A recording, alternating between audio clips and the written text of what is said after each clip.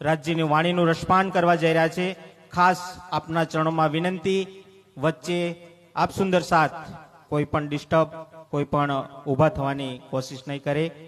બોલો શ્રી પ્રાણનાથ प्यारे कीजे। पूज्य वंदन्य स्वामी जी ना मुखारविंती वाणी रसपान। बोलो श्री प्राणनाथ प्यारे कीजे। जी जी, आप स्वामी जी ने 1 कलाक माटे वाणी रसपान करावशे। बंदो सतगुरु चरण को करूं सो प्रेम प्रणाम। असविहरण मंगल करण धनि देव चंद्र जी नाम। श्री प्राणनाथ जय मूलपति श्री महराज सुनाम। तेज कुंवर श्यामा जुगल को पल पल करूं प्रणाम, पल पल करूं प्रणाम। बोलो श्री प्राणनाथ प्यारे की जय, सतगुरु महाराज की जय। बीच नाबूद दुनी के आई मेहर हक खिलवत। तिन से सब कायम हुए मेहरे की बरकत, मेहरे की बरकत। वर्णन करूं क्यों मेहर की।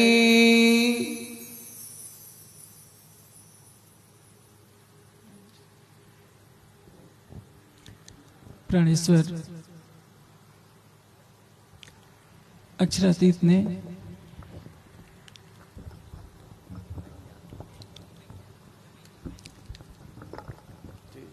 सागर ग्रंथ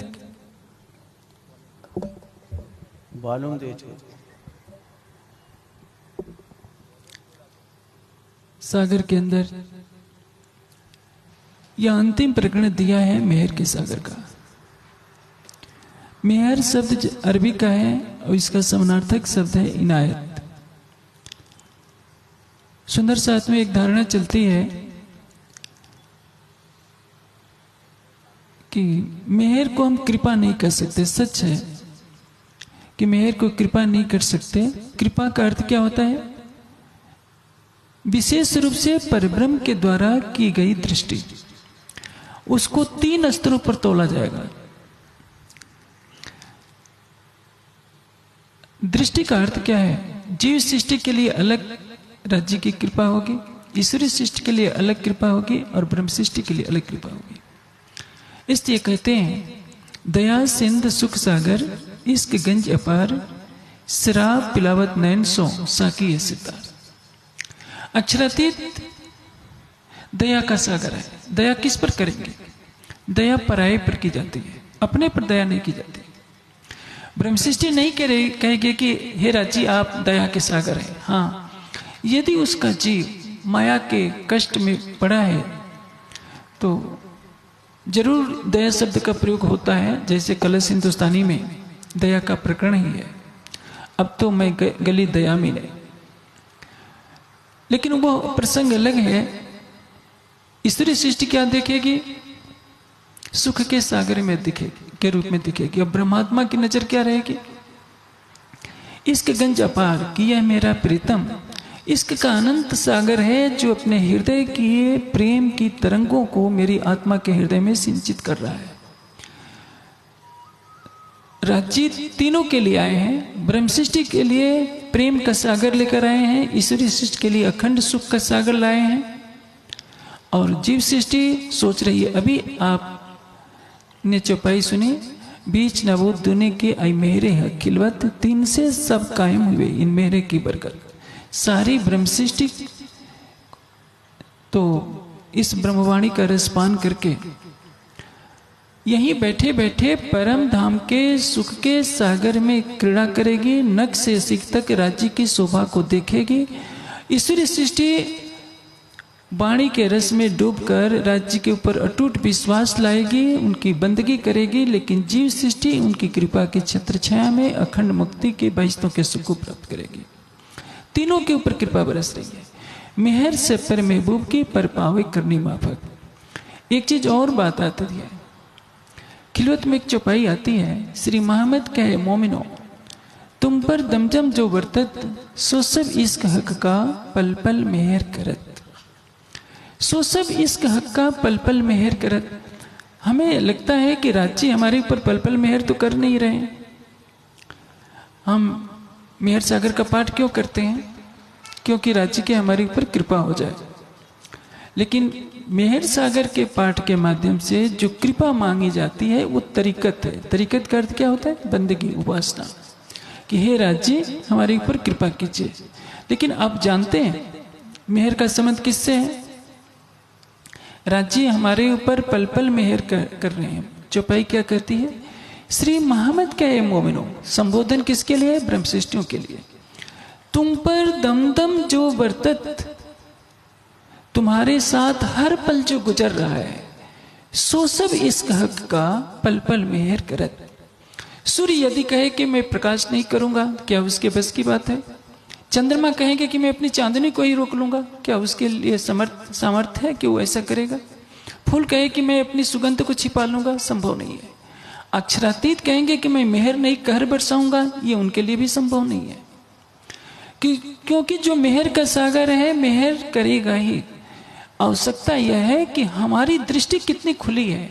यदि हमने निस्बत की दृष्टि खोली है तब पहचानेंगे। देखिए, निस्बत की दृष्टि खुलने के बाद हम जान सकते हैं कि राज्य की वास्तविक मेहर क्या है।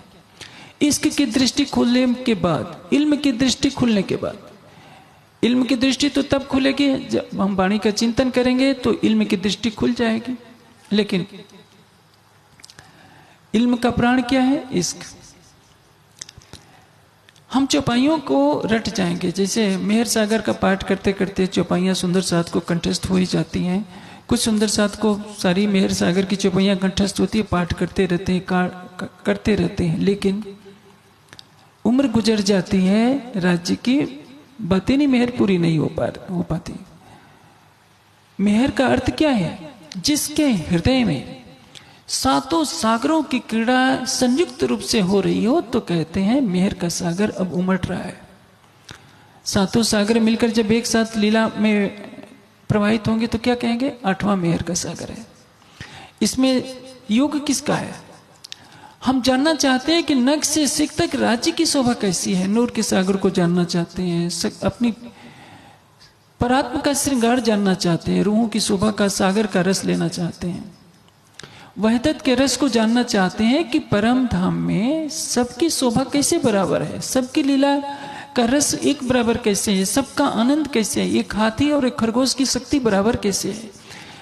जो अक्षरातीत है उनका भी इसके बराबर, एक खूब खुशहाली है, एक ब्रह्मात्मा है, सबका इसके बराबर, सबका आनंद बराबर, सबका संबंध बराबर। ये कैसे संभव है? ये कौन बताएगा? ये नीर सागर बताएगा, दधि सागर बताएगा। लेकिन जब ये कब शुरुआत होगी? जब आप युगल स्वरूप की शोभा को, चौथे सागर को आप बसाना प्रारंभ करते हैं वाणी के चिंतन के साथ। वाणी का चिंतन आपको क्या देगा? अटूट विश्वास पर खड़ा करेगा। जब तक इश्क का महल खड़ा न हो तब तक पूरा इल्म का भी महल खड़ा नहीं होगा। इश्क कहाँ से आएगा? युगल स्वरूप की तरफ जब आपकी दृष्टि पड़ेगी, आपका जीव न जाने कितने जन्मों से विषय वासनाओं के बोझ को ढो रहा है, प्रेम के बारे में कुछ नहीं जानता। प्रेम नाम दुनिया में ब्रह्म सृष्टि ले आयित, ये प्रेम इन्हों जाहिर किया ना, तो प्रेम दुनिया में संसार में तो प्रेम था ही नहीं। संसार तो सत्य और रजतम के संसार में डूबता उतराता रहा है। संसार के प्राणियों को परम धाम के प्रेम की सुगंधी क्या मिलेगी? जिस प्रेम की लीला को देखने के लिए कि अक्षर की आत्मा तरसती है, वो कहती है कि राजी मुझे भी इस प्रेम लीला का सुख चाहिए। उस प्रेम को ये मोह के सागर में उत्पन्न होने वाली सृष्टि भला क्या बता सकती है? अब आपको तारतम वाणी का प्रकाश मिला, आपकी चेतना बुद्धि के द्वारा ग्रहण कर रही है जीव भाव से। इस ज्ञान ने आपके जीव भाव को हटा दिया, आत्म भाव जागृत किया। आत्मा परात्म के श्रृंगार को लेकर युगल स्वरूप की शोभा को जैसे जैसे चौथे सागर को बसाने का प्रयास करती है, उसके अंदर इसकी एक सुगंधी आने लगती है। जैसे जैसे इसके कमाल दृढ़ता की तरफ बढ़ता है, मारिफत का इल्म आने लगता है। मारिफत का इल्म जैसे आएगा मार्फत देवे इश्क, इसके हुए दीदार। मार्फत का इल्म आएगा तो हकीकत का इश्क बरसना शुरू होता है। अब आपको क्या होगा? अब आपको निस्बत की पूरी पहचान होती है कि मैं क्या हूं। पहले आप क्या कर रहे थे? जैसे वैष्णव हैं, विष्णु सहस्त्र नाम का पाठ करते हैं, देवी भागवत वाले देवी की भक्ति का पाठ करते हैं, दुर्गा सप्तशती का पाठ कर लेते हैं। जो वेद के अनुयायी होते हैं वो भी गायत्री मंत्र का पाठ कर लेते हैं। हम और आप भी तो पहले प्रारंभिक कक्षा में यही करते हैं। हमने निस्बत के अधिकार से कुछ नहीं कहा, हमने एक बंदगी की और उस बंदगी का परिणाम यह होता है कि कुछ हमको प्राप्त हो जाता है, हमारी इच्छाएं पूरी हो जाती है। तो क्या कहते हैं, राज जी ने बहुत मेहर कर दी। मेहर क्या कर दी कि 1 करोड़ का लाभ हो गया। अरे भाई 1 करोड़ का लाभ तो दुनिया के देवी देवता भी दे देंगे, आपको प्राइम मिनिस्टर भी बना देंगे, ये कोई मेहर नहीं है। मेहर का तात्पर्य क्या है? मेहर करने वाला अपने 8 सागरों के साथ आपके हृदय में क्रीड़ा करने लगे। क्योंकि वाणी क्या कहती है, हत नजीक से रख से आड़ू पटन द्वार, खोली आंखें समझ के देखती न देखे भरतार। हमारी आत्मा जागृत होकर यह पहचान करे कि हमारी आत्मा के धाम हृदय में हर पल मेरा प्राणेश्वर रहता है, और उसकी मेहर की जब वर्षा हो रही है तो हमारे हृदय में नूर का सागर झलकार कर रहा है। नख से सिख तक युगल स्वरूप सहित सखियों का पूरा 25 पक्ष जो नूर का है वो सब कुछ झलक रहा है। अभी मैं कह रहा था, आपने सुना, बीच ना बूंद दुनी के आई मेरे किलवत, दिन से सब कायम हुए इन मेरे की बरकत। सारी दुनिया की जीव सृष्टि इस तारतम वाणी के रस में स्नान करने के पश्चात भवसागर से पार हो जाएगी। ब्रह्मात्माओं के लिए है कि इस संसार में बैठे बैठे किस तरह से राज्य की शोभा को अपने हृदय में बसा लेते हैं, 8 सागरों का रस का पान कर लेते हैं, और यहीं बैठे बैठे परम धाम जैसी स्थिति को प्राप्त करना है। इतनी बैठे घर जागे धाम का तात्पर्य क्या है? परम धाम में विलास है तो यहाँ उसका रसस्वादन करना है। यहाँ मान लीजिए मैं आपसे एक चीज पूछूं कि राज्य आपके सामने प्रकट हो जाए और कहेंगे कि जो मांगो मैं सारी मेहर करने के लिए तैयार हूं, आप क्या मांगेंगे? आप पहले आपसे राज्य स्वप्न में पूछे कि तुम कल इच्छा करना, मैं तुम पर सारी मेहर करने के लिए तैयार हूं। अधिकतर सुंदर साथ जबकि अब वाणी पढ़ रहे हैं तो माया की चीजें कम मांगेंगे। कोई मांगेगा दर्शन दे दीजिए। राज्य ने तो देवचंद जी को दर्शन दे ही दिया था, फिर भी उनसे गुनाह क्यों हो गया? उनके हृदय में बैठे हैं, परम धाम की वाणी चर्चा सुना रहे हैं, ब्रज रास और धाम का वर्णन कर रहे हैं, लेकिन क्या है, रूह अल्लाह करे बंदगी, यामी उनकी मैं तू गुनाह कहिया हन, इन पर जो मांग लिया अकबर, उनसे भी गुनाह हो जाता है। वाणी की एक चौपाई है, इन मैं में डूब्या सब कोई, या को पार न पावे कोई, या को पार सो पावे, जाको मुतलक बख्शी सो। या को मुतलक बख्शी सो, सबसे बड़ी मेहर क्या है?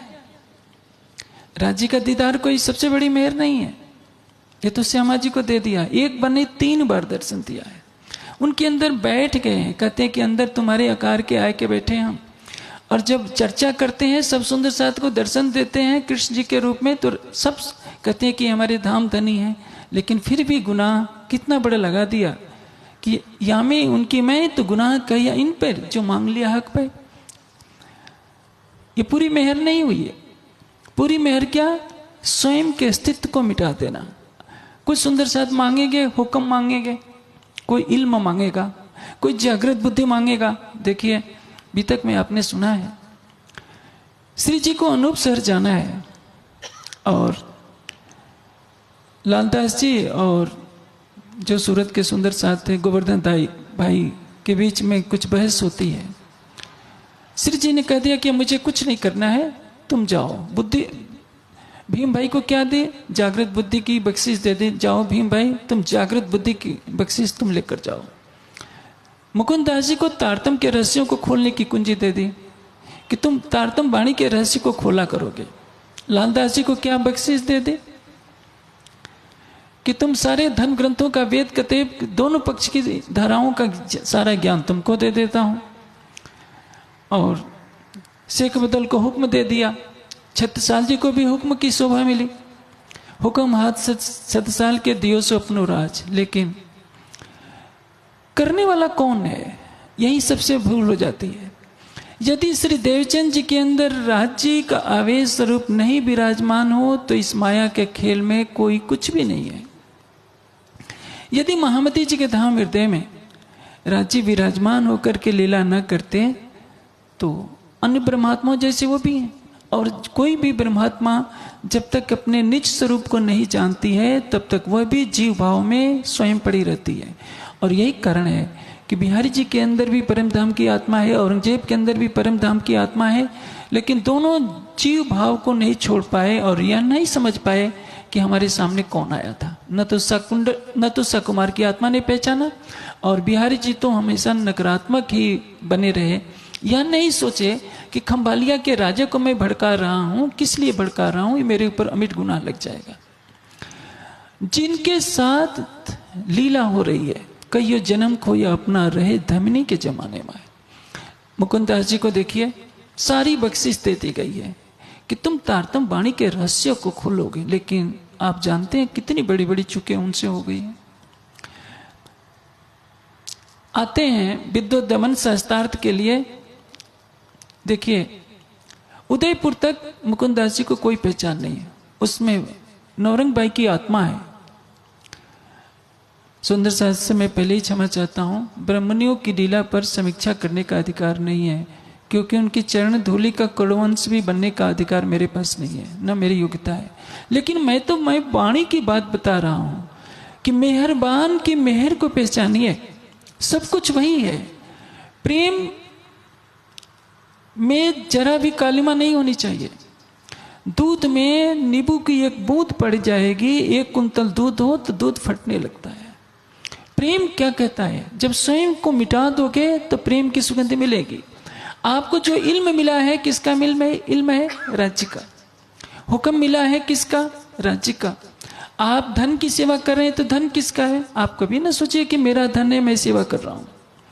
आप जो कुछ कर रहे हैं तैसा इत होता गया जैसा हजूर हुक्म करत। आज हम कोई कष्ट होता है तो मंत्र जपने लगते हैं, चंपत के लाल तू, महाबली छत्रसाल तू, आई बुला को टाल तू। लेकिन यह तो सोचिए कि जब चंपत के लाल को श्री जी नहीं मिले थे तब तो वो भी हमारे और आपकी तरह कितने संकटों से भी गुजर रहे थे। जो स्वयं संकट में फंसा हो वो दूसरों को क्या मुक्त करेगा। लेकिन जब उस तन में आवेश लीला 7 साल होती है और श्यामा जी के स्वामित्व के 24 साल होते हैं तो अमीरुल मोमिनीन की शोभा मिलती है। ब्रह्मात्माओं में सर्वोपर शोभा महाराजा छत्रसाल जी की होती है। श्यामा जी की आत्मा 14 वर्ष तक भागवत सुनती है, 40 वर्ष की अवस्था तक, 16 साल से लेकर 24 वर्ष तक, 40 वर्ष की अवस्था पूरी होने तक राज्य की खोज में सब कुछ अपना जीवन सौंप देती है। जिस श्यामा जी के अंग स्वरूप सभी सुंदर साथ को कहा जाता है, वो श्यामा जी की आत्मा इस माया के संसार में अपने आराध्य को, अपने प्राण वल्लभ को, प्राण जीवन को पाने के लिए कितने कष्ट उठाती है। राज्य उस तन में बैठ भी जाते हैं, लेकिन जानते हैं एक माली जब पौधा लगाता है तो उसको सहन नहीं होगा कि मेरे लगाए हुए पौधे के आसपास कोई खर पतवार उगने पाए, वो तुरंत उखाड़ देता है। इसलिए चाहे कोई भी तन हो, जैसे कि मैं अभी कह रहा था, नौरंगवाड़ी में बहुत गहन ज्ञान की बातें हैं, लेकिन यदि आप समीक्षा करेंगे, तारतम वाणी से जब तुलना करते हैं तो कभी कभी लगता है कि कुछ चुक सी हो जाती है। राज्य का प्रवाह तो चल रहा है। जैसे अभी मैं वृत्तांत मुक्तावली की बात बताऊं, वृत्तांत मुक्तावली में एक प्रसंग आता है। पहले तो मैं क्षमा पहले ही मांग रहा हूं कि मेरा अधिकार नहीं है किसी पर समीक्षा करने का। मैं तो ये कह रहा हूं कि आपको ज्ञान का सागर बना दिया जाएगा, लेकिन यदि आपने सोचा कि मेरा ज्ञान है तो वहां से समस्या खड़ी हो जाती है। आपको हुक्म की शक्ति दी गई, आपने सोचा कि मेरा हुक्म है तो समस्या हो जाएगी। कहने का से क्या है, इन मैं में डूब्या सब कोई, या को पार न पावे को, या को पार सु पावे, जाको मुतलक बख्शिश हो। आप देखिए परम धाम में इश्क किसका है? राज्य का। आशिक कौन है? राज्य। यही तो बताने के लिए खेल बनाया। मेहर का दरिया दिल में लिया, तब रूहों के दिल में खेल देखने का ख्याल उपजा। राज्य आपको माया के दुख में डुबोने के लिए नहीं आए हैं, अपनी मेहर दिखाने के लिए। एक बादशाही अर्ज की, दूजे वहदत का इश्क, वहदत की मारिफत, इश्क की मारिफत को बताने के लिए तो खेल बनाया है। और वो ये बताना चाहते हैं कि जब तुम अपने से मुझे अलग समझोगे, अपना अलग अस्तित्व खड़ा कर लोगे, तो तुम मेरे मेहर से वंचित हो जाओगे। जैसे जब विद्युत दमन शास्त्रार्थ करने के लिए आ रहे थे तो मुकुंदास जी को क्या करना चाहिए था? उनको यह सोचना चाहिए था कि शास्त्रार्थ मुझे नहीं करना है, श्री जी की कृपा मेरे साथ है। चुपके से खिसक जाते हैं, कितना बड़ा दोष।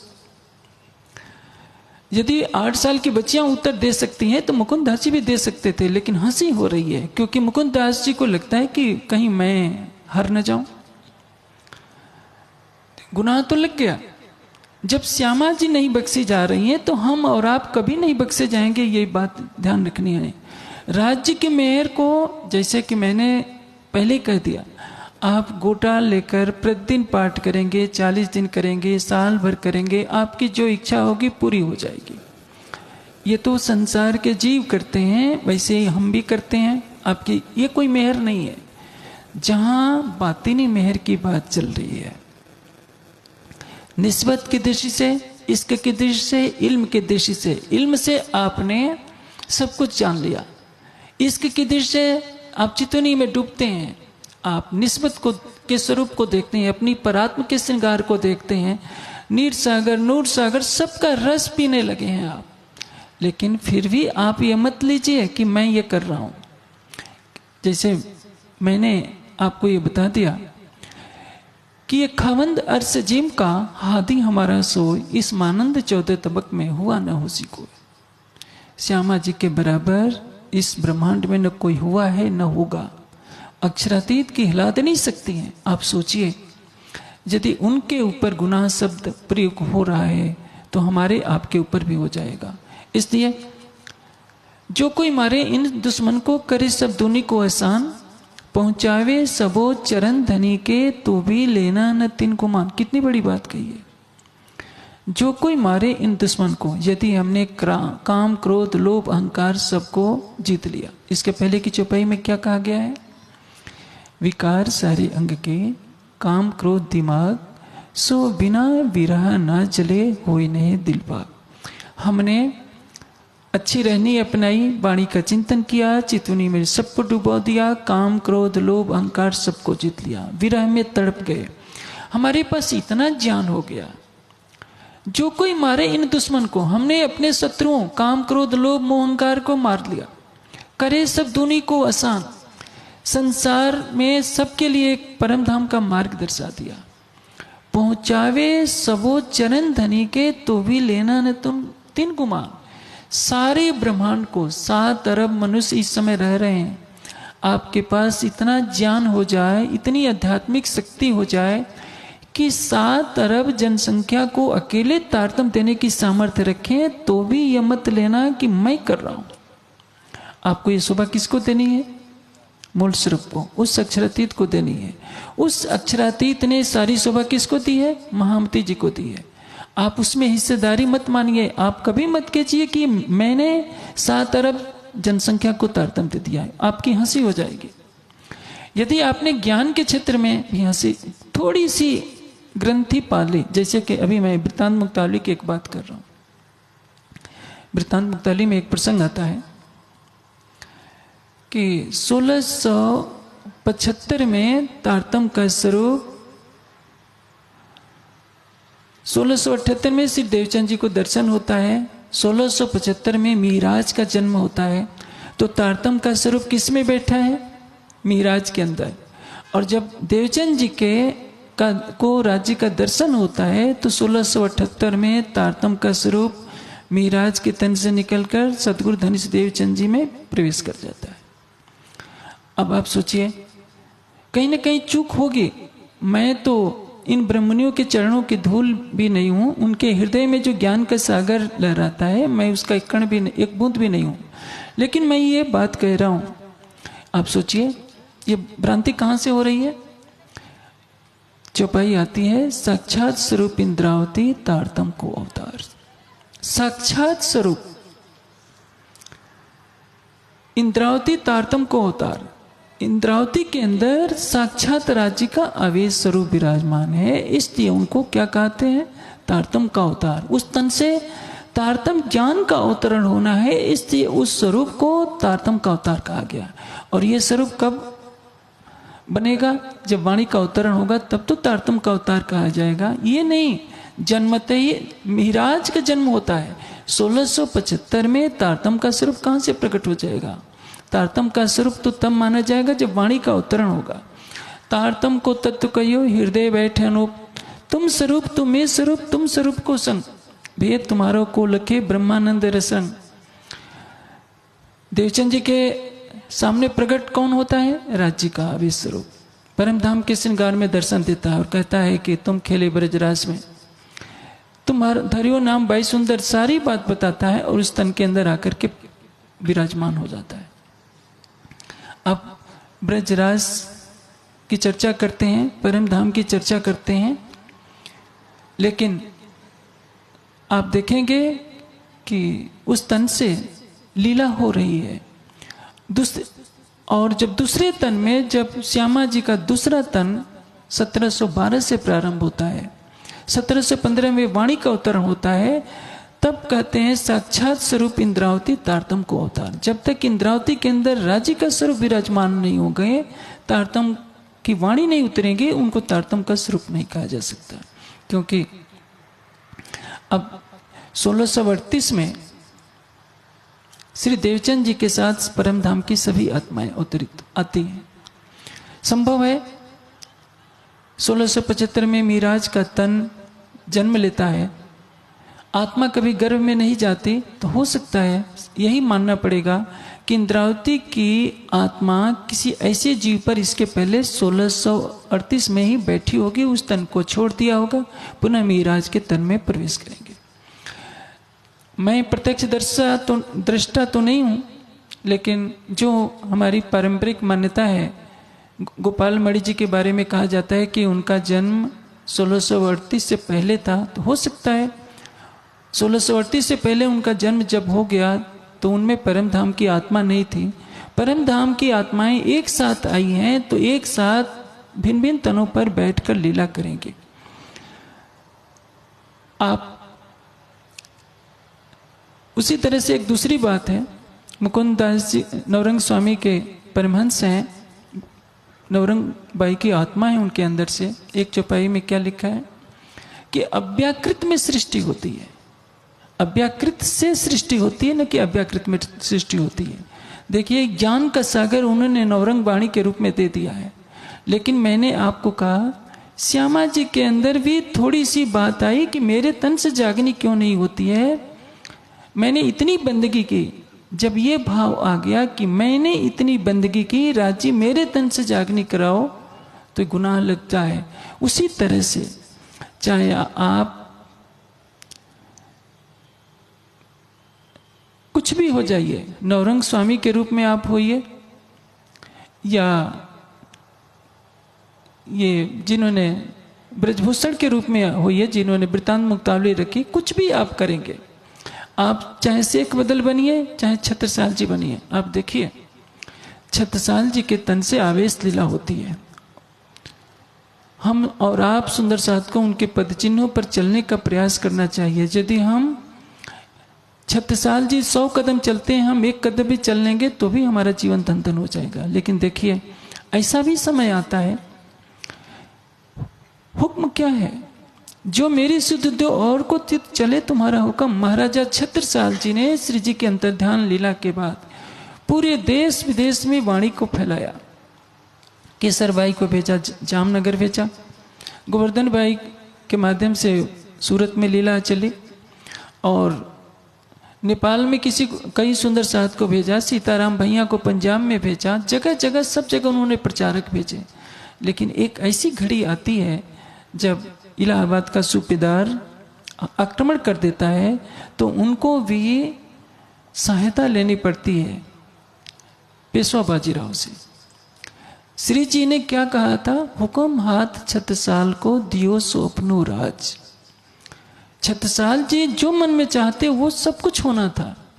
लेकिन आप समझें, इस माया के संसार में कोई भी तन पूर्णता को प्राप्त नहीं है। पूर्ण कौन है? केवल एक अक्षरातीत। इसलिए राज्य की मेहर हमारे ऊपर तभी बरसेगी जब हम अपनी आत्मा को राज्य के प्रति सौंपे रहेंगे। हमारे समर्पण में, हमारे प्रेम में जरा सा विकार आया तो प्रश्न खड़ा हो जाता है कि जित निस्बत तित सब।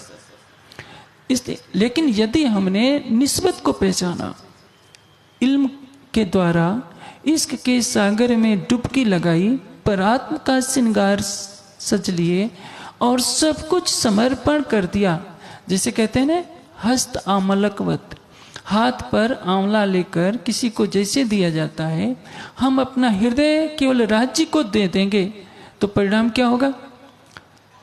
एक गीता में एक बहुत ऊंची बात कही गई है जिसको प्रवाही तो समझ लेते हैं, हम नहीं समझ पाते।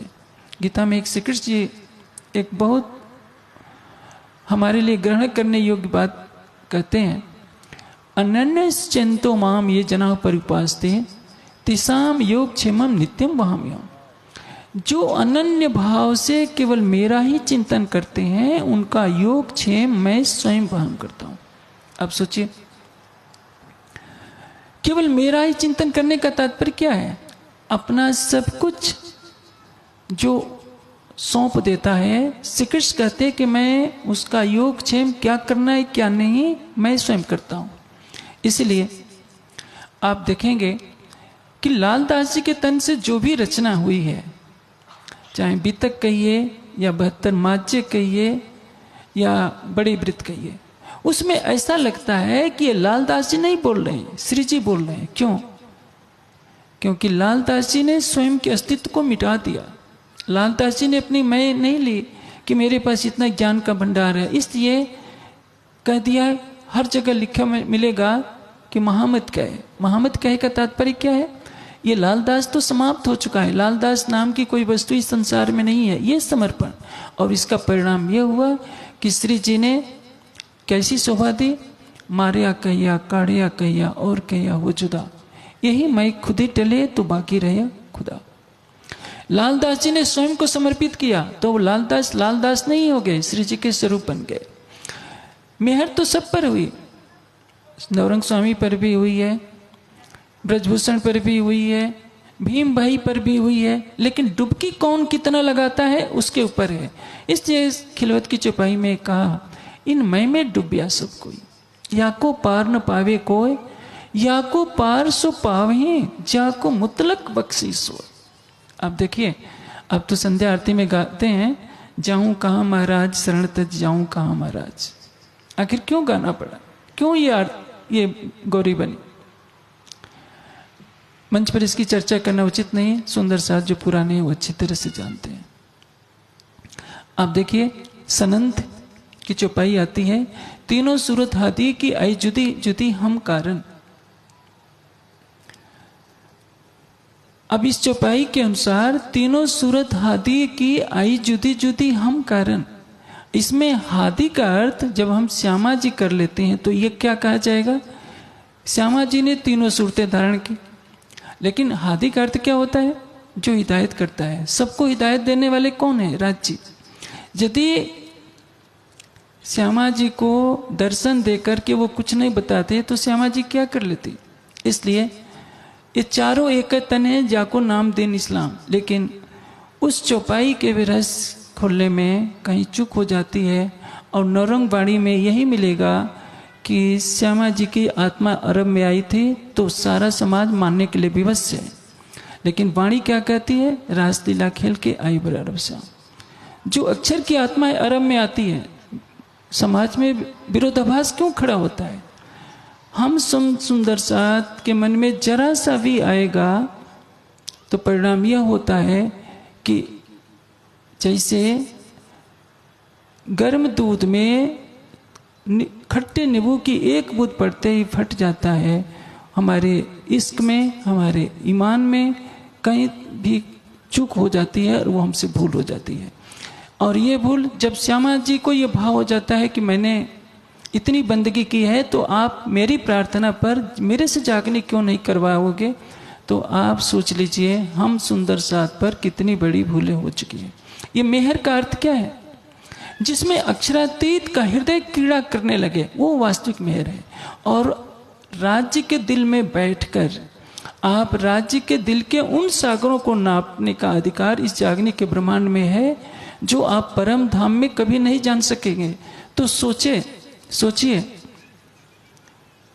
कि राज्य ने जब आपको अपना हृदय मापने का अधिकार दे दिया तो इस जागने के ब्रह्मांड में कितना सजग रहने की आवश्यकता है। राज्य ने छठे दिन की लीला में किसी सुंदर साथ से भूल न हो, इसलिए तो तरह तरह की लीलाएं की। जिन दो तनों में लीलाएं की उन दोनों तनों पर भी कुछ न कुछ हंसी करवा दी। आप रास के पहले प्रकरण में पढ़िए, तरण जुत कीता फरी फरी पछे गतमत मारी हरी। महामती जी पर भी तो हंसी करवा दिया। जिस तन में अक्षरातीत बैठे हैं, भला उनको कौन फांसी पर चढ़ा सकता था, लेकिन कांची भाई को एक माध्यम बना करके महामती जी पर भी हंसी कराती जा रही है।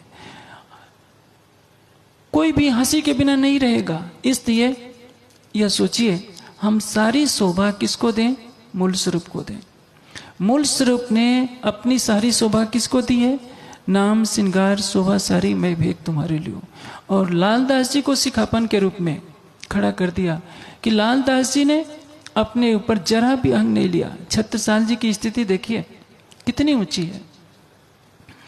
यही टीका, यही पावड़ो, यही निछावर आए प्राणनाथ के चरण पर छत्ता बलि बलि जाल। छत्रसाल को कुछ नहीं चाहिए, छत्रसाल को जागने का भी सुख नहीं चाहिए, हुक्म कहलाने की भी शोभा नहीं चाहिए, कुछ नहीं चाहिए। इसलिए छत्रसाल जी बाजी मार ले गए। पहचान बिना गिरो क्या करे, या यार या सिरदार। इस जागने के ब्रह्मांड में आप सोचिए, श्यामा जी पर हंसी करा दी गई, महामती पर हंसी करा दी। किसके लिए? हमारे और आपको सिखापन देने के लिए कि देखो, जिन दो तनों में मैं अक्षरातीत के रूप में लीला कर रहा हूं, उन दोनों तनों पर भी हंसी करा देता हूं तुमको सावचेत करने के लिए। जैसे कोई परीक्षा होती है और परीक्षा के प्रश्न हल करके बता दिए जाए तो कितना सरल होता है। तो सतगुरु धनीश देवचंद जी से और श्री महामती जी के तन से जो लीला हुई, हमारे और आपको सिखापन देने के लिए हुई है, ताकि हम उन गलतियों को न दोहराएं। और यदि हम गलती करते हैं तो हम कितने बड़े हंसी के पात्र होंगे, कितने गुनाहों के पात्र होंगे। क्योंकि कोई दूजा मर्द ने कहा हुई एक मेहदी पाक पूरन। इस जागने ब्रह्मांड में हक की सूरत के अतिरिक्त किसी को भी अक्षरातीत कहलाने की शोभा नहीं है। कोई भी सतगुरु कहला सकता है, परमहंस कहला सकता है, लेकिन राज्य कहलाने की शोभा क्या है? केवल दो तनों को थी। लेकिन यदि उन तनों पर भी हंसी होती है तो समझिए हम मेहर के रस में डूबना चाहते हैं, मेहर की वास्तविक पहचान करना चाहते हैं, तो हमें इस चौपाई को याद रखना पड़ेगा। श्री मोहम्मद कहे मोमिनो, तुम पर दमदम जो बरतत, सो सब इश्क हक का पल पल मेहर करत। वो हर पल हमारे ऊपर मेहर कर रहा है। हमारी न इल्म की दृष्टि खुली है, न इश्क की दृष्टि खुली है, न निस्बत की दृष्टि खुली है। और तो और यदि हम निस्बत की दृष्टि से, इश्क और इल्म की दृष्टि से प्रयास करते हैं तो हमें निश्चित रूप से यहीं बैठे बैठे आभास होगा कि जो तू है वही मैं हूं। सब कुछ करने वाला कौन है? तू है। सुंदर साथ को दो वाक्य बहुत अच्छी तरह से याद आते हैं। राज्य का हुक्म होगा तो आ जाएंगे, राज्य की मेहर होगी तो आ जाएंगे। ताथे हुक्म के सिर दोस्त थे, बैठ न सके मोमिन। जब त्याग करने की बात आती है तो हम हुक्म का बहाना ले लेते हैं। जब हम खुद कर लेते हैं तो सबको सुनाते भी ना आते। हर बात में राज्य की मेहर, राज्य की मेहर कोई कुनैन की टिकिया नहीं है कि हर रुख में काम करेगी। दुकान की आमदनी बढ़ानी हो तो मेहर सागर का पाठ कर लो। अरे भाई सोचिए, मेहर सागर क्या है? राज्य का दिल लुटाया जा रहा है। राज्य अपने दिल को तो पहले ही दे चुके हैं, अब दिल की निधियों को लुटाना चाह रहे हैं आपको। लेकिन इसमें बाधा कौन खड़ी कर रहा है? आपके जीव के विकार, जो सब कुछ अपने ऊपर ले लेता है कि मैं ही तो कर रहा हूं।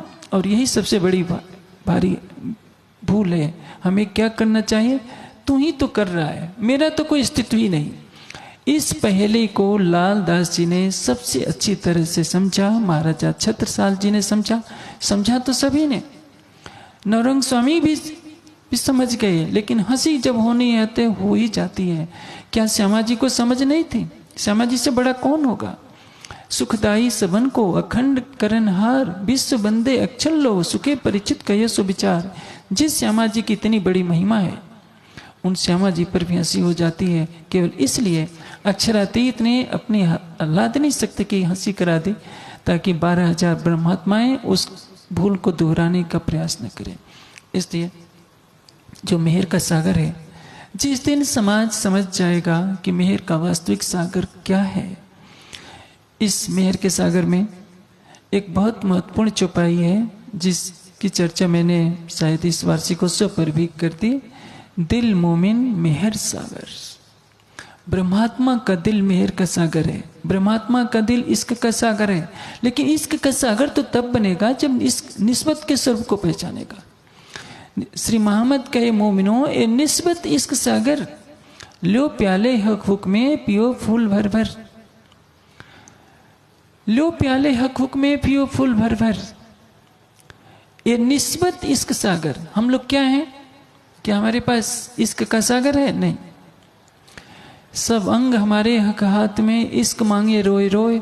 सब अंग हमारे हक बांध के, हक आप हंसी करे सोए। हमारे पास इश्क नहीं है, हम तो रो रहे हैं।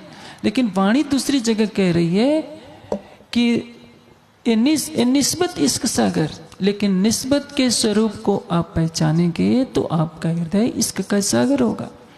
आप मेहर के सागर को पहचानेंगे, अपनी मैं खुद ही मिटा दीजिए। मैंने पहले ही खिलवत की चौपाई कह दी। मारिया कया काढ़िया कया और कया हो जुदा, यही मैं खुद ही टले तो बाकी रहा खुदा। लेकिन मैं खुद ही को मिटती ही नहीं। तभी तो कहा है कि इन मैं में डूबिया सब कोई। खिलवत के प्रारंभिक 4 प्रकरणों में केवल मैं खुद ही की बात कही है। खिलवत का रस लेना है तो इसको छोड़ना पड़ेगा।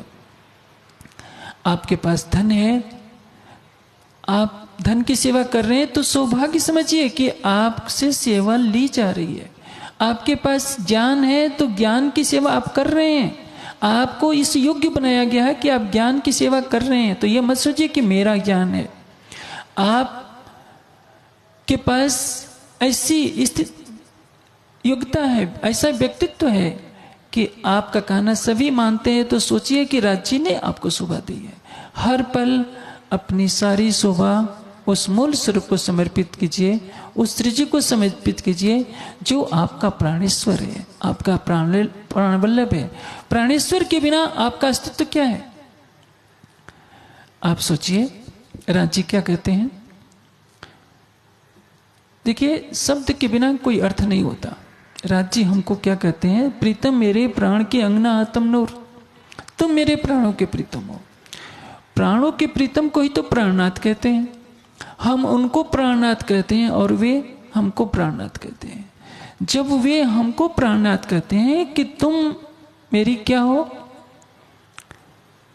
मेरे जीवन के आधार हो। सखी तमे मारा जीवन छो, इसका सरल अर्थ तो आप जानते ही हैं।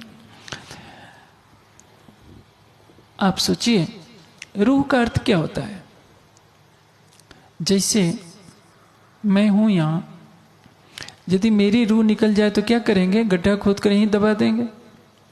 मेरा अस्तित्व तो तभी तक है जब तक मेरे शरीर में मेरी रूह है। नहीं तो न मैं सांस लूंगा, न सांस छोड़ूंगा, न बोलूंगा, न हंसूंगा। जिनके बिना राज्य क्या करे? तुम्हारे बिना मेरा अस्तित्व नहीं। और हम अपना एक अलग अस्तित्व लेकर खड़े हो जाते हैं कि यह मेरा ज्ञान, मेरा धन, मेरी शक्ति, मेरा तन, मेरा जीव, मेरी आत्मा। आपकी मेरी आत्मा कहाँ हो गई? परम धाम में यही तो मालूम नहीं था जिसको बताने के लिए खेल बना है। मैं हक अर्श में जुदा जानती, जुदा जानती केवल एक चरण को समझ जाए तो हमें पता चलेगा कि हम कितने बड़े गुनाह कर रहे हैं। मैं हक अर्श में जुदा जानती ल्यावती शब्द में वर्णन। शब्द में वर्णन का तात्पर्य क्या है? बार बार कहा करती थी, जड़ में सिरले ढूंढती आए हक अर्श दिल चेतन। आप सोचिए, जुदा मानना ही सबसे बड़ा गुनाह है। आप जुदा मत मानिए। देखिए, जब शरीयत और तरीकत की बंदगी होती है तो जुदा मानते हैं। हे राज जी, ये कर दो, मेहर कर दो, आज हमने ये आपका नाम नहीं जपा, माफ कर दो, कुछ नुकसान न कर देना। डर है, भय है, प्रेम नहीं है। तरीकत में कुछ भाव और बढ़ता है। जब हकीकत का ज्ञान मिलता है, आप चितौनी में डूबते हैं, विरह के आंसुओं से आपका अस्तित्व समाप्त होने लगता है, तब आप कुछ राज्य की पहचान कर पाते हैं। ऐसा हो जाए तो आप सोचिए, जब आप प्रेम के सागर में क्रीड़ा करने लगेंगे तो आप स्वयं के अस्तित्व को भुलाने लगेंगे। द्वैत कब तक रहेगा? एक प्रेमी है, एक प्रेमास्पद है। सारी दीवारें मिट गई, संसार की, सत्ता की, भय की। भय और सत्ता के बंधन तो संसार के लिए हैं, हमारे लिए नहीं। इसलिए राज्य से डरने की आवश्यकता नहीं है, राज्य को स्वयं को समर्पित करने की आवश्यकता है। एक माँ के सामने उसका बच्चा कीचड़ में लिपटा हुआ आएगा तो क्या माँ उसको गले से नहीं लगाएगी? यदि बच्चा ही डर के मारे दूर बैठा रहे तो माँ का प्रेम कहाँ से पाएगा? यदि वो बच्चा दौड़ता है तो माँ ये नहीं देखेगी कि मेरे कपड़े गंदे हो जाएंगे, वो तो गले अवश्य लगाएगी। आपका अक्षरातीत इस संसार की माँ से तो अनंत गुना प्रेम करता है। मैंने तो एक दृष्टांत दिया है, लेकिन हमको ही विश्वास नहीं है। हमारी थोड़ी सी उपलब्धि हमारे सामने एक मैं खुदी का पर्दा खड़ा कर देती है। फिर हम कष्ट पाते हैं, फिर कहते हैं कि राज जी बहुत दुख हो रहा है, कुछ मेहर कर दो। हमारी में ईर्ष्या पनप जाती है। दूसरों से कहते हैं कि राज जी उस पर तो ज़्यादा मेहर कर रहे हैं, हमारे ऊपर कम नहीं कर रहे हैं। इसका मतलब कि राज जी को पक्षपाती हो गए हैं। हमें आत्ममंथन करना होगा कि मेहर सब पर महबूब की पर पावे करनी माफक। अब देखिए, सावन भादों की मूसलाधार वर्षा हो रही हो और घड़ा कर रख दीजिए, उसमें एक छोटा सा छेद कर दीजिए, क्या होगा?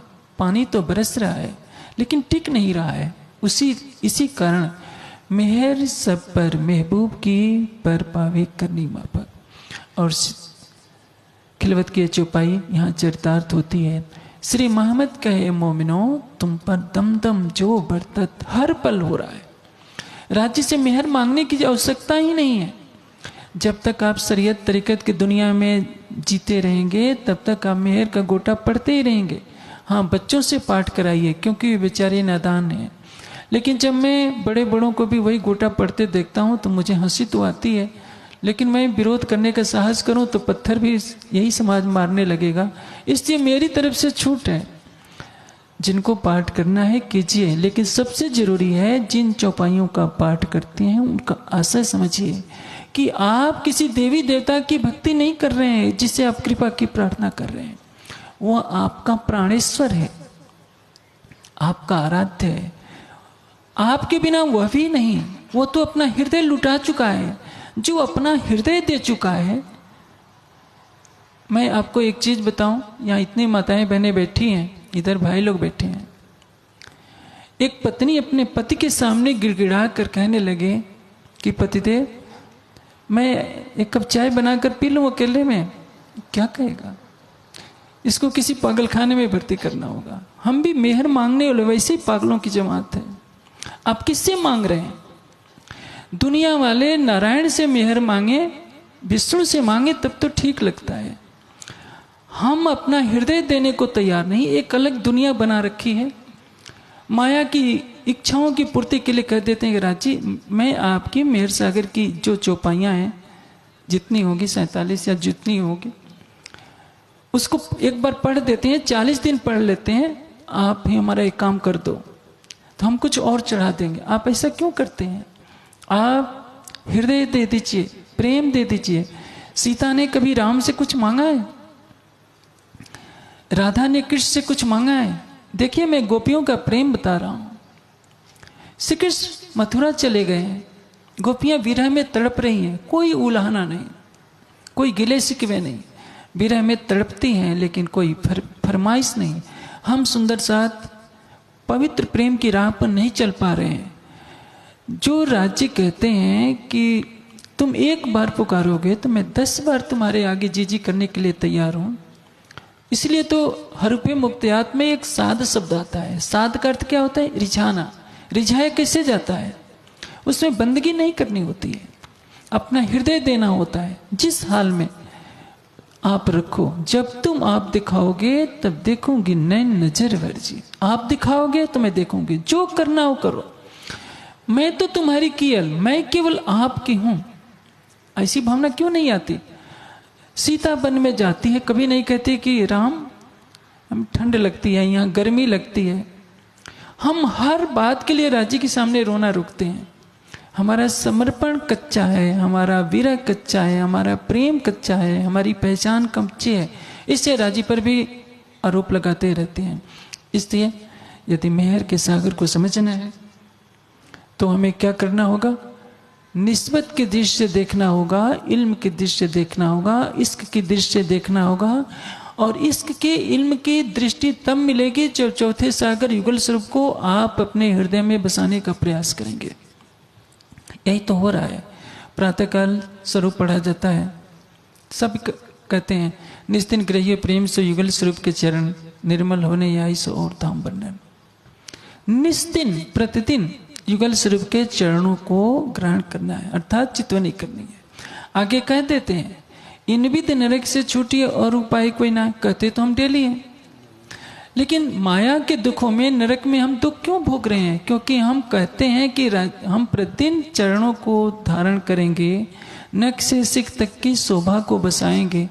आप देखिए, आप संसार में हर संबंध को निभाना जानते हैं। परिवार का एक सदस्य कहीं बाहर जाता है, तुरंत फोन करते हैं। आप जाते हैं तो घर फोन करते हैं। घर वालों की याद बनी रहती है, अपने आराध्य की, अपने प्राणेश्वर की, अपने प्राण वल्लभ की, प्राण जीवन की, जो हमारा सर्वस्व है, उसकी याद क्यों नहीं आती?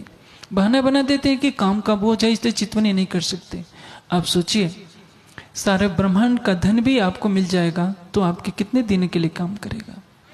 एक दिन समय आएगा जब हमारा खिलखिलाता बचपन बीत जाता है, कोमल भावनाओं में क्रीड़ा करने वाला हमारा किशोर अवस्था का समय बीत जाता है, मदमाता यौवन भी अस्ताचल को चला जाता है, बुढ़ापा सिर पर दस्तक दे देता है, आंखें मंद होने लगती हैं, आंखों की ज्योत, सिर के बालों में सफेदी, दांत गिरने लगते हैं, चलने की शक्ति नहीं रहती।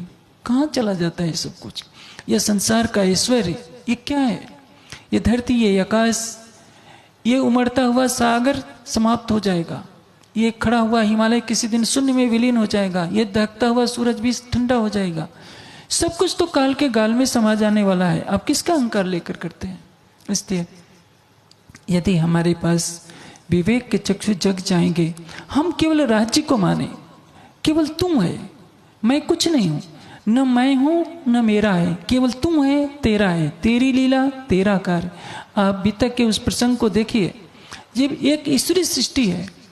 श्री जी बरार प्रगने की तरफ है। बरार प्रगने के जो तहसीलदार था, उसका सेवक श्री जी जब वहाँ है, अकोट में नदी पार करने लगता है, उसके मुख से एक ही बात निकलती है, तूने खेल मंगवाया, तू खेल लेकर चलेगा। एक ईश्वरीय सृष्टि हमें शर्मिंदा कर रही है। हम तो परम धाम की ब्रह्मात्मा कहलाते हैं। इसलिए हम सुंदर साथ के लिए राजी ने मेहर के सागर के रूप में एक सिखापन दी है। मैं कहाँ हूँ? तुम्हारे दिल में हूँ। राजी ने सिंधी में जो चौपाई कही है, हक नजीक से हरक से आड़ो पटन द्वार, खोली आंखें समझ की देखती न देखे भरतार। समझ की आंखें तो खोल दी हैं, समझ है, लेकिन देखते हुए भी हम अंधे बने होते हैं। हमें नहीं पता होता है कि हमारी आत्मा के धाम हृदय में कौन बसता है। हम अपने परात्म के स्वरूप को नहीं समझ पा रहे हैं। वाणी क्या कहती है? इन सुपन देह माफक हके दिल में किया प्रवेश। दिल का तात्पर्य ये हड्डी मांस का दिल न समझिए, ये तो स्थूल शरीर है। स्थूल शरीर में जो कारण शरीर है अंतःकरण, वह दिल कहलाता है, वो तो जीव का दिल है। जीव के दिल में जीव बसता है, जीव के ऊपर आत्मा परात्मा का श्रृंगार करके बैठी है। जब आप चितवनी की गहराइयों में डूबते जाएंगे, शरीर भाव अपने आप हटते जाएगा। फिर मन बुद्धि चित्त के धरातल पर ज्ञान दृश्य आपकी चितवनी प्रारंभ होगी। ज्ञान की भी सीमा समाप्त हो जाएगी। जब प्रेम का रस आएगा, जब आया प्रेम सुहागी तब मोह जल लहरा भागी। उस अवस्था में क्या होगा? आपको इस शरीर की सुध नहीं रहेगी, ब्रह्मांड की सुध नहीं रहेगी, केवल परात्मा का श्रृंगार आपकी आत्मा सज रही होगी। उस भावों में, उन भावों में आपकी को अपने धाम हृदय में पूरा परम धाम नजर आएगा। क्योंकि यदि आपने निस्बत की पहचान कर ली है तो यह याद रखिए, चित्त निस्बत तित सब। लेकिन जब तक यह अवस्था नहीं आती तब तक क्या कहते हैं? देखती न देखे भरतार। हम देखते हुए भी अपने प्राणेश्वर को देख नहीं पा रहे हैं। प्राणेश्वर को कब देखेंगे? ज्ञान दृश्य हमने सब कुछ पढ़ा है, हक नजीक से रख से, जो हमारे प्राण की नली से भी निकट है। आड़ो पटने द्वार, हमारे और उसके बीच में कोई पर्दा नहीं है। पर्दा तू ही करत है अंतर न आड़े नूर। पर्दा तो हमने बनाया है, क्योंकि हमारी ये आंखें जीव की आंखें हैं। जीव की आंखें किसको देखेंगे? जिस जीव ने जो शरीर धारण किया है, इस संसार को देखेगी, इस शरीर को देखेगी। आत्मा के चक्षु जब खुल जाते हैं, जीव के भी जब चक्षु खुल जाएंगे तो क्या कहेगा? मैं शरीर नहीं हूं, इंद्रियां नहीं हूं, अंतःकरण नहीं हूं, पंचकोश नहीं हूं, मैं तो इनसे परे शुद्ध बुद्ध चैतन्य हूं। और जब आत्मा की आंखें खुलेंगी तो आत्मा किसको देखेगी? परात्मा को देखेगी। पर आत्म को आत्म देखसी तब टल से उल्टो फेर जी। जब हमारी आत्मा जब अपने परात्म के तन को देखेगी तो जिस जिस अंग राज्य के जिस जिस अंग की शोभा को आत्मा अपने दिल में बसाएगी, राज्य का जो जो अंग आत्मा के दिल में बसता जाएगा, परात्मा का भी वह अंग दिखता जाएगा और आत्मा को भी पता चलेगा कि मेरा वह अंग है। जो तू ग्रहे हक नयन को तो खुले रूह के नयन। यदि आप राज्य के नेत्रों की तरफ देखेंगे तो आपको अपनी परात्मा के भी नेत्र दिखाई देंगे और आपको भी पता चलेगा कि मेरे भी नेत्र वैसे हैं। उस समय आत्मा में परात्मा में एकत्व का संबंध स्थापित रहेगा। परात्मा को जो अनुभूति होगी वही आत्मा को अनुभूति होगी और आत्मा परात्मा के श्रृंगार में संपूर्ण परम धाम को देखती है, नख से सिख तक के श्रृंगार को देखती है। इसलिए हम सुंदर साथ के लिए एक सुनहला अवसर है इस जागने के ब्रह्मांड में। जागने के ब्रह्मांड का शायद हम नहीं जानते ये कितना अनमोल ब्रह्मांड है और इसमें हम एक एक पल जो खो रहे हैं वो कभी दोबारा मिलने वाला नहीं है। अभी आज हम बैठे हैं इस ब्रह्मांड में, यह जो क्षण बीत रहा है कभी नहीं आएगा। कल का क्षण जो बीत रहा है वो भी नहीं आएगा। आज आवश्यकता क्या है? हम हर पल का उपयोग करें केवल वाणी के चिंतन में, ब्रह्म ज्ञान को ग्रहण करने में, दूसरों को फैलाने में, चितवनी करने में और सारे संसार के लिए चितवनी का मार्ग खोल दें। अक्षरातीत ने अपने हृदय का खजाना इस तारतम वाणी के रूप में दिया है। एक एक शब्द अक्षरातीत के कहे हुए हैं। हम अपनी मैं को राज्य के प्रेम की बलिवेदी पर भेंट करते हैं, अपना हृदय दे दें। राज्य हमारे से जो भी सेवा लेना चाहते हैं हम उसके लिए प्रस्तुत हो जाएं। हम ये न कहें कि हमने किया है, तूने किया, तूने कराया, हमारा तो कोई अस्तित्व ही नहीं था। हम लालदास जी के इन पद चिन्हों पर चलेंगे तो यही मैं खुद ही टले तो बाकी रहिया खुदा। जो शोभा नहीं चाहता है उसको सारी शोभा मिलती है, लेकिन यदि शोभा के पीछे भागता है तो न खुदा ही मिला न विशाले सनम, वो कहाँ हंसी हो जाती है। इसलिए इन जिमी में साथ जी जिनो करे सिरदारी, सो पुकार पुकार पछताए चले कहियो जीत के बाजी यारी। हम जितना अपना हृदय राज्य के लिए लुटाएंगे उससे 10 गुना राज्य हमारे लिए अपना हृदय लुटाएंगे। ये क्यों नहीं हमें समझ में आती। हम अपना पृथक अस्तित्व खड़ा न करें राज्य के अतिरिक्त। राज्य पर समर्पित हो जाइए, अपने जीवन को, अपने तन मन धन को राज्य के लिए समर्पित कर दीजिए।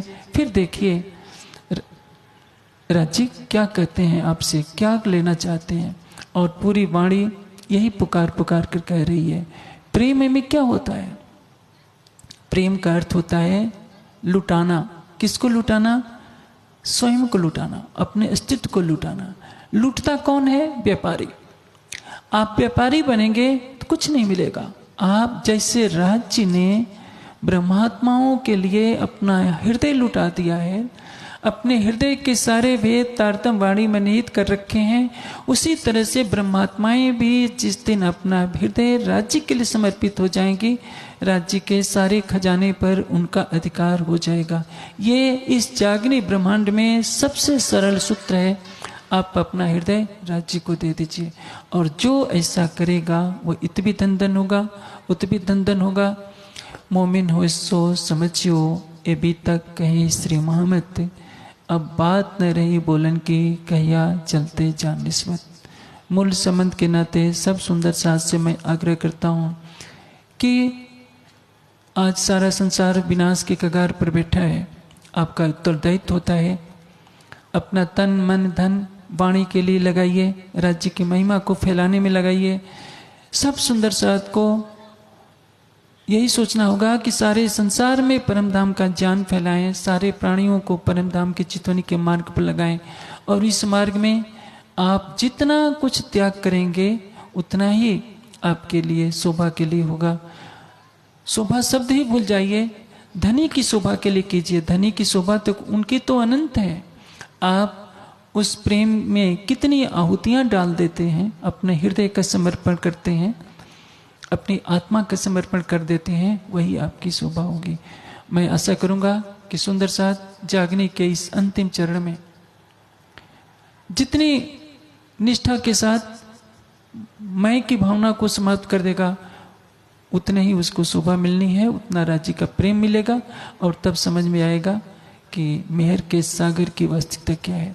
सागर की एक एक चौपाइयों में जो रस भरा है उसको तो हम तभी समझेंगे जब हमारी समझने की दृष्टि निस्बत के आधार पर और इस इल्म के आधार पर होगी, लोक परंपरा के अनुसार नहीं। अब मेरा समय पूरा होता है, मैं आपसे विदा लेता हूं और मैं आशा करूंगा कि सुंदर साथ मेरे निवेदन को स्वीकारें। अब 1 मिनट भी नकारात्मक चिंतन में न लगाइए, क्योंकि जो भी आप लगाएंगे आपके हाथ से बाजी निकलती जाएगी और वह चिंतन आपके लिए हानिकारक बनेगा। अपने विचारों को सकारात्मकता की तरफ मोड़िए, क्योंकि जो हमारा प्रीतम है हर पल हमें देख रहा है। जो हम संसार से कुछ भी छिपा सकते हैं, जो हमारे हृदय मंदिर में बसता है उससे हम कैसे छिपा सकते हैं। इसलिए भावलीनता में भी चलते फिरते भावलीनता में भी डूबिए, ये भी अच्छा रहेगा। बैठे बातें करें बका अर्ज के, तित भीस्त भई बैठक, दूनी बातें करे दूनी के, आखिर तो तित जोदक। ऐसा करता हूं, आप मेरे निवेदन को स्वीकार करेंगे। प्रणाम जी। सिपत ना पहुँचते ये मेहर हक की बातूनी, नजर माहे बसत नजर माहे